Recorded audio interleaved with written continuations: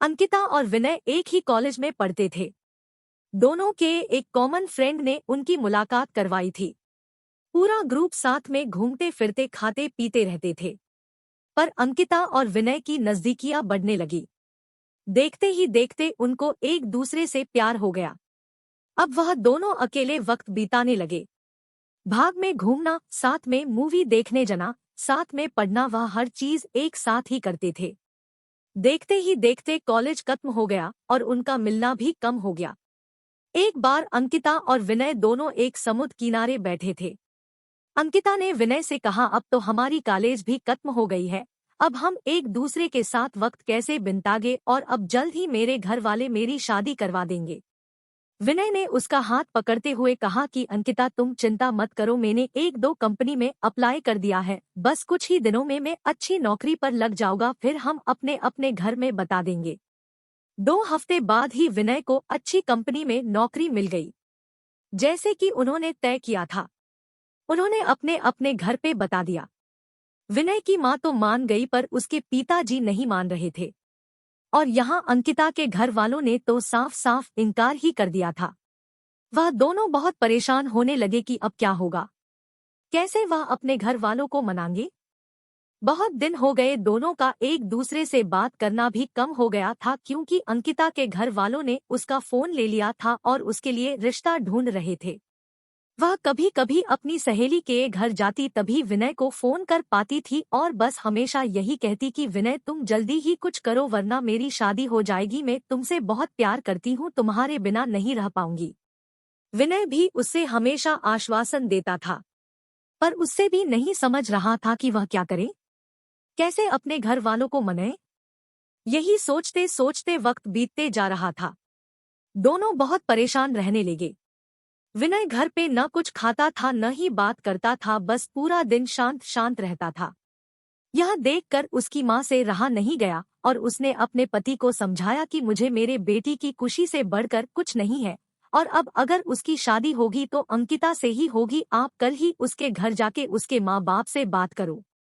अगले ही दिन विनय के पापा अंकिता के घर गए और अंकिता के माँ बाप से बात की और उन्हें समझाया कि हमारे बच्चों की खुशी में ही हमारी खुशी होगी। मेरा बेटा एक अच्छी कंपनी में काम करता है और उसकी तनख्वाह भी अच्छी है, वह आपकी बेटी को खुश रखेगा। विनय के पिताजी की बात सुनकर अंकिता के माँ बाप मान गए और शादी के लिए राजी हो गए। विनय और अंकिता की शादी धूमधाम से हुई। दोनों बहुत खुश थे। वह अपने हनीमून के लिए शिमला गए। हनीमून से लौटते ही विनय अपने काम पे लग गया। दोनों की जिंदगी हंसी खुशी बीत रही थी। उनकी शादी को अब 2 साल होने वाले थे, पर उन्हें अभी तक बच्चा नहीं हुआ था। घर वाले, रिश्तेदार, सब लोग अंकिता से हमेशा यही सवाल पूछते थे कि खुशखबरी कभी दे रही हो, पर वह हमेशा मुस्कुरा कर बात टाल देती थी। विनय और अंकिता भी बच्चा चाहते थे, पर उन्हें हो नहीं रहा था।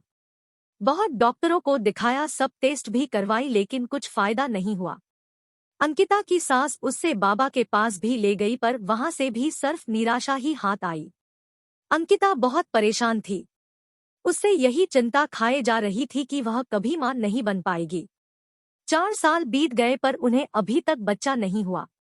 एक दिन विनय ऑफिस से लौट तो उसकी मां उससे चिल्लाने लगी कि तूने अपनी मर्जी से शादी की, अब देख रहा है ना बच्चा भी नहीं हो रहा, अब हमारा वंश आगे कौन बढ़ाएगा। लोगों के ताने सुन सुन कर मेरे कान पक गए हैं। आखिर हमें भी इच्छा होती है कि अपने पोते पोतियों को देखे। यह सब अंकिता सुन रही थी। विनय ने अपनी मां को समझाया कि जरूरी नहीं कि आपकी बाहों में ही कुछ कमी हो, मुझमें भी तो हो सकती है, आप शांत हो जाइए। जैसे तैसे उसने अपनी मां को चुप करवाया और अपने रूम में चले गया, जहां अंकिता वहां बहुत रो रही थी।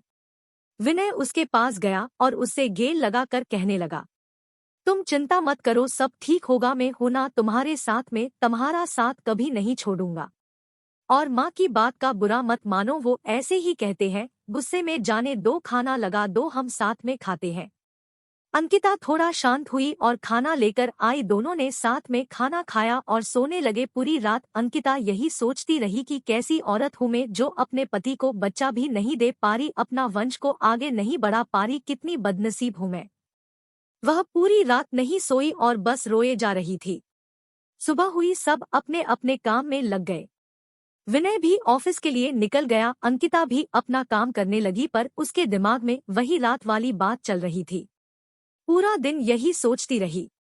रात को जब विनय घर आया तो अंकिता ने उससे खाना दिया और वह दोनों अपने कमरे में सोने की तैयारी कर रहे थे कि तब अचानक अंकिता ने विनय से कहा कि क्यों न हम एक बच्चा गोद ले ले, अब हमें तो बच्चा नहीं हो रहा, क्यों न हम किसी बच्चे को गोद ले और उससे माँ बाप का सुख दे और हमें भी बच्चे का सुख मिल जाएगा। विनय ये बात सुनकर बहुत खुश हुआ। वह दोनों दूसरे ही दिन एक दत्तक ग्रहण संस्था गए और वहां पूरी बात बताई। दत्तक ग्रहण संस्था वालों ने कहा कि आप एक फॉर्म भर दीजिए, जैसे जैसे ही सब जांच पड़ताल हो जाएगी आपको फोन आ जाएगा। उन्होंने फॉर्म भरा और एक आशा के साथ घर लौटे कि शायद अब उनकी परेशानी दूर हो जाएगी। 6 महीने हो गए, उनको कॉल नहीं आया। विनय जब भी वहां जाता वह लोग उससे एक ही जवाब देते कि कॉल आ जाएगा, पर इंतजार की गाड़ियां बढ़ती जा रही थी।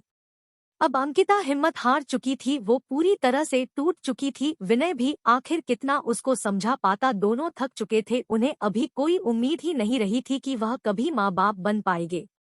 पर विनय ने अंकिता का साथ और कोशिश करना नहीं छोड़ा, वह हर 2 दिन में संस्था जाता था। इंतजार करते करते 8 महीने हो गए थे और एक दिन अचानक विनय को कॉल आता है कि आप दत्तक ग्रहण संस्था में आ जाए, आपके लिए एक खुश खबर है।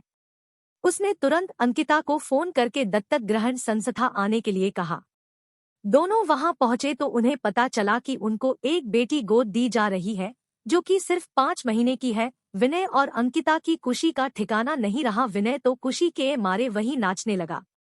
वह दोनों उस बच्ची को लेकर घर आए। विनय की मां ने उनका पूजा की थाली से स्वागत किया। उन्होंने उसका नाम किरण रखा, जैसे वह उनकी जिंदगी में आशा की किरण हो।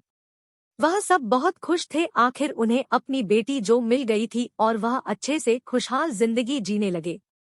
बस यही होता है प्यार, जो हर वक्त में तुम्हारा साथ दे और यकीन दिलाए कि हमारी परेशानियां हमसे छोटी होती है और हमें कभी अपने जिंदगी में उम्मीद नहीं छोड़नी चाहिए। विश्वास हो तो हम सब कुछ पा सकते हैं।